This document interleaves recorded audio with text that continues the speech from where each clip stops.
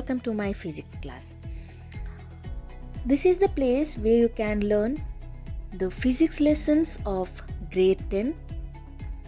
In briefly, I will explain the concepts and then I will be solving the important questions based on your board exam pattern. I will be giving the extra application type questions that may be asked in your board exam. So first, let us revise the lesson light, reflection and refraction in brief, and from my next video I will be solving the important questions.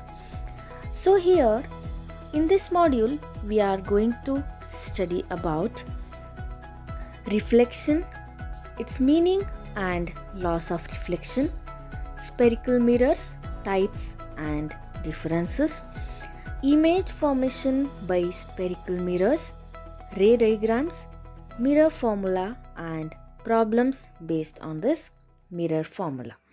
And also you will be learning about the magnification, refraction, meaning, laws of refraction, refractive indices of different materials, refraction through a glass slab, lens, meaning of lens, types and uses of concave and convex lenses.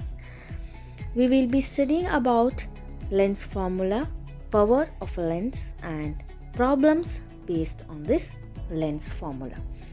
So before going to solve the important questions for the board exams, let us briefly revise these terms. First, let us know what is reflection. I hope you all know what is reflection in your general words. So here we can define reflection of light as the phenomenon of bouncing back of light in the same medium on striking the surface of any object. We see a variety of objects in the world around us, right?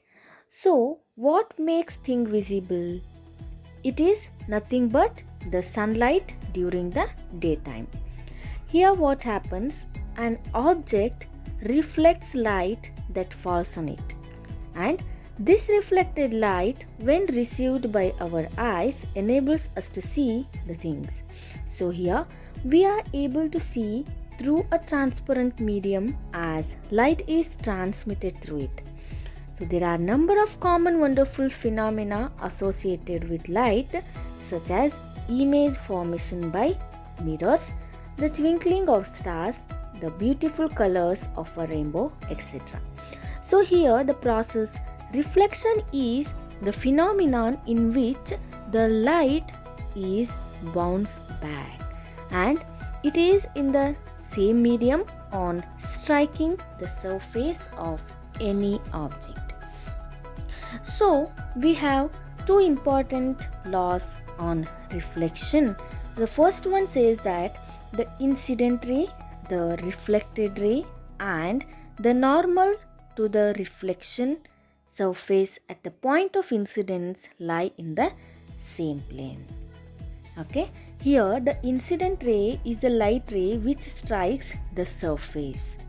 The reflected ray is the ray after reflection the ray passes through the surface, and the normal drawn to the reflection surface at a point of incidence all lie in the same plane.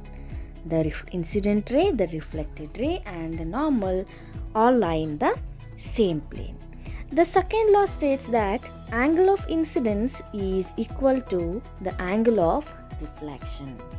Here the angle formed by the incident ray after striking the surface will be equal to the angle of reflection.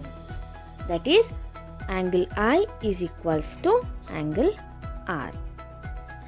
Now let us know what are these spherical mirrors. What is the meaning of spherical mirrors? A spherical mirror is a mirror that has the shape of pieces cut out of a spherical surface. The spherical mirror is nothing but the shape of piece cut out of a spherical surface. We know that there are two types of spherical mirrors. In the image you can see the concave mirror and convex mirror. Then what is concave mirror? Why we say it as a concave mirror? Now let us see. A spherical mirror whose reflecting surface is curved inwards, that is faces towards the center of the sphere, is called a concave mirror. A concave mirror is nothing but whose reflecting surface is curved inwards and it faces towards the center of the sphere. Then what about the convex mirror? A convex mirror whose reflecting surface is curved outwards. Here in the case of concave mirror, the reflecting surface is curved inwards, whereas in the convex mirror, the spherical mirror whose reflecting surface is curved outward. Here in the image you can see the hard surface in the concave mirror and the reflective surface in the concave mirror, and the hard surface in the convex mirror and reflective surface of the convex mirror. Here there is a difference between the concave and convex mirror. Now let us see how to represent these spherical mirrors.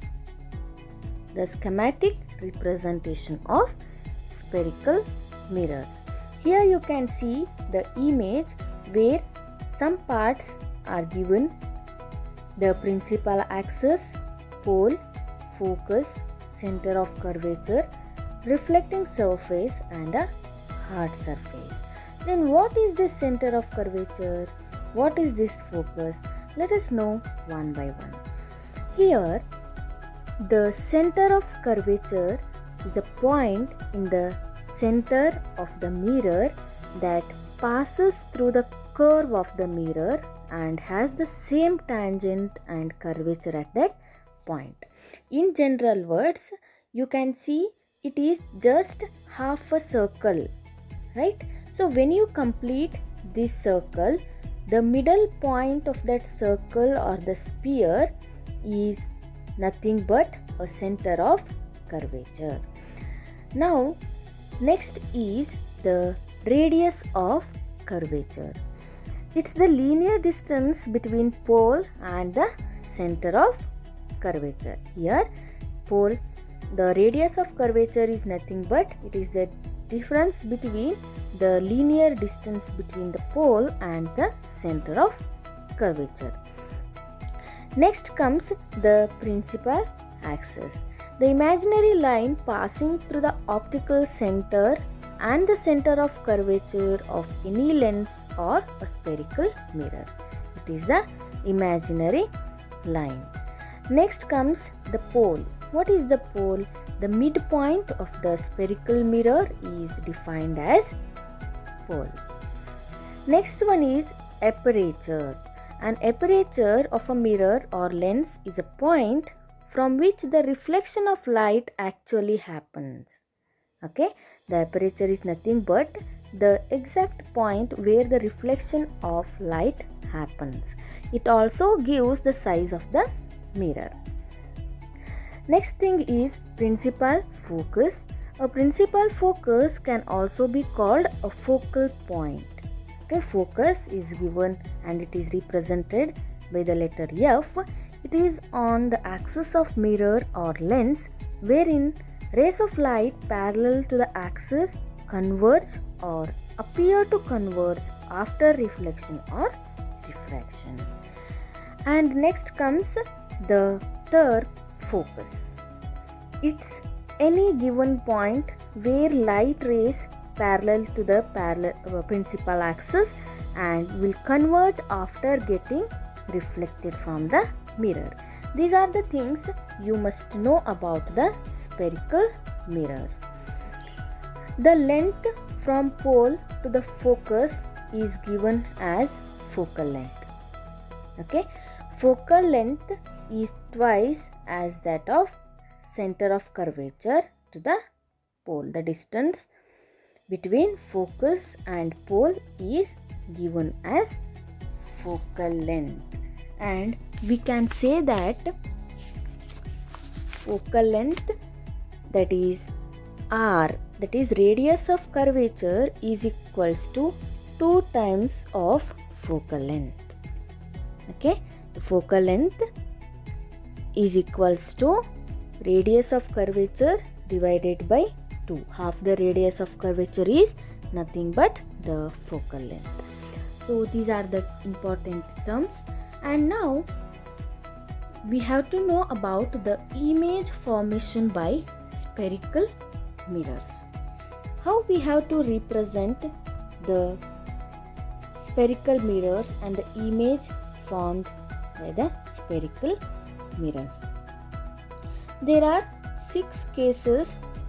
Okay, there are 6 cases how you can represent the images formed by spherical mirrors using the ray diagram by the concave and convex mirror.